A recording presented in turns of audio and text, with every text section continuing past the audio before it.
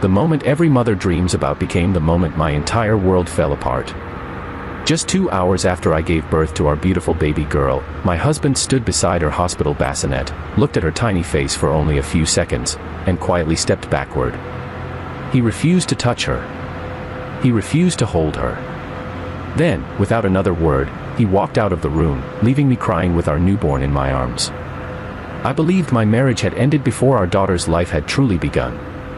But what happened the very next morning revealed a truth I never could have imagined. Before we continue, if you believe kindness, forgiveness, and second chances can change lives, please take a moment to like this video, leave a comment telling us where you're watching from, share this story with someone you love, and subscribe to the channel for more emotional stories that touch the heart. For 9 months, my husband Daniel had been the kindest partner anyone could ask for. He attended every doctor's appointment, painted our baby's nursery himself, stayed awake during nights when morning sickness left me exhausted, and spent hours talking to my growing belly. Every evening he placed his hand gently on my stomach and whispered that he couldn't wait to meet our little princess. He had dreamed of becoming a father since we were newly married, and watching him prepare for our daughter made me fall in love with him all over again. The delivery had been long and difficult. Nearly 18 hours of labor left me physically drained, but the moment I heard my daughter's first cry, every pain disappeared.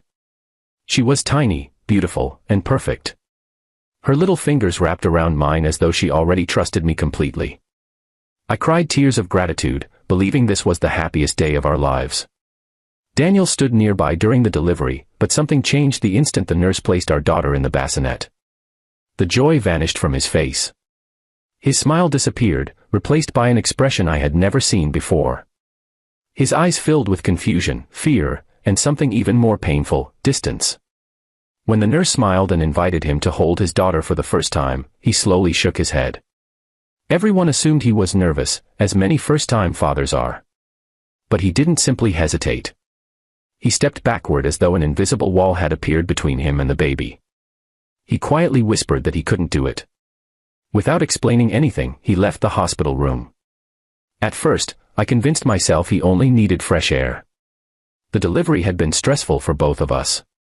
Surely he would return in a few minutes with flowers, an apology, and the smile I knew so well. Minutes became an hour. An hour became 2. My phone remained silent. The nurses tried comforting me, saying new fathers sometimes became overwhelmed by emotion. But deep inside, fear had already settled into my heart. That night was the longest of my life. Every time my daughter cried, I held her close and wondered why the men who had begged for this child now couldn't even look at her. My mind filled with painful questions. Had he changed his mind about fatherhood? Had something happened outside the hospital? Had he simply stopped loving us? As darkness covered the city outside my hospital window, I watched my little girl sleeping peacefully beside me. She had done nothing wrong. She deserved a father who would treasure her from her very first breath. Instead, her first memory in this world would begin with rejection she would never even remember, but I would never forget. I barely slept. Just after sunrise, I heard gentle footsteps outside my room. I expected another nurse. Instead, Daniel slowly walked inside. His face looked completely different from the night before. His eyes were swollen from crying. His clothes were wrinkled, and it looked as though he had not slept for a single minute. Without saying anything, he walked directly toward my hospital bed and dropped to his knees.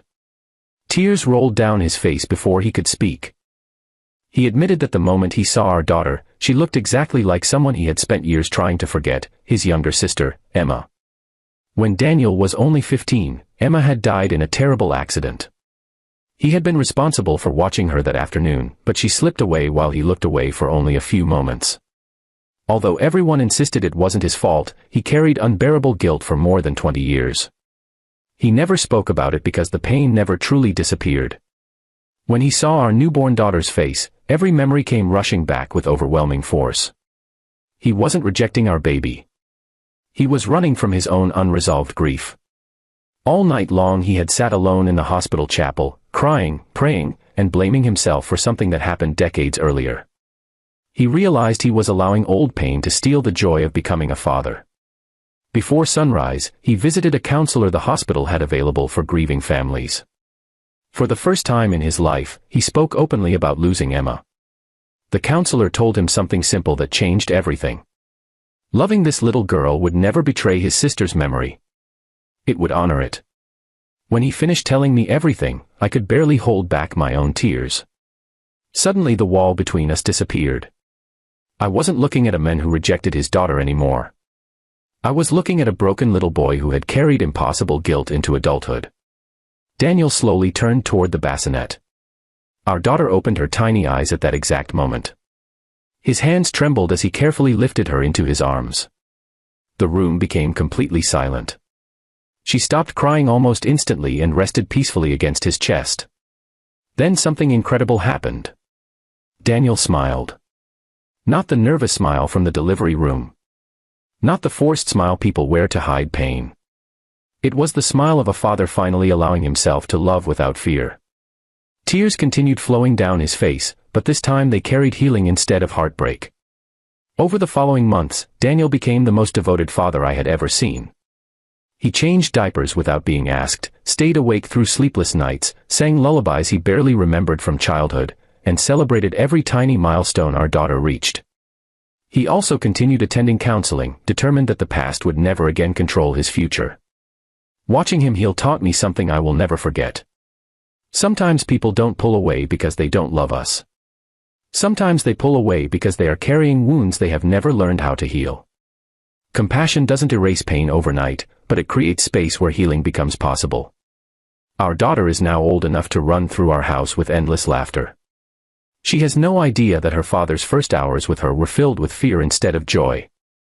What she knows is the father who kisses her forehead every night, cheers the loudest at every school event, and reminds her every single day that she is deeply loved.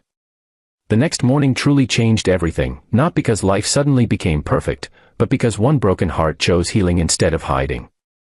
If this story has touched your heart so far, please write the word hope in the comments below. Your comment may encourage someone else who is quietly carrying pain they have never shared with anyone.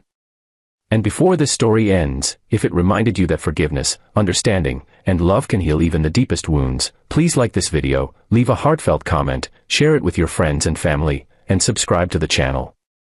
Your support allows us to continue sharing stories that bring hope to people who need it most.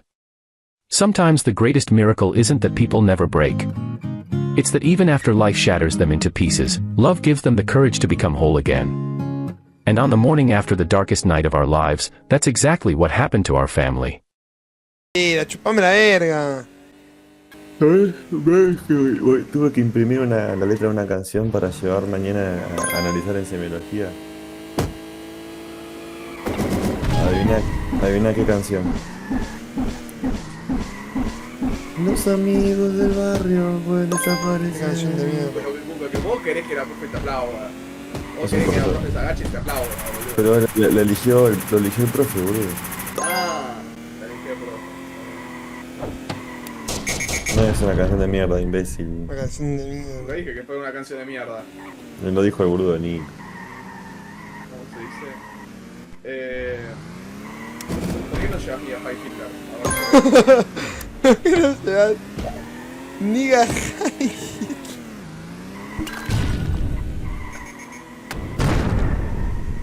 no hay voz para esa. Pero si querés la llevo, pero no me van a dar plata. Si querés la llevo, bro. ¿Cómo No, empezar la no. canción? Niga High Hitler. Sí, empieza. Ahora ni nace ni a High Hitler. No coma, me recalenté. Corto stream.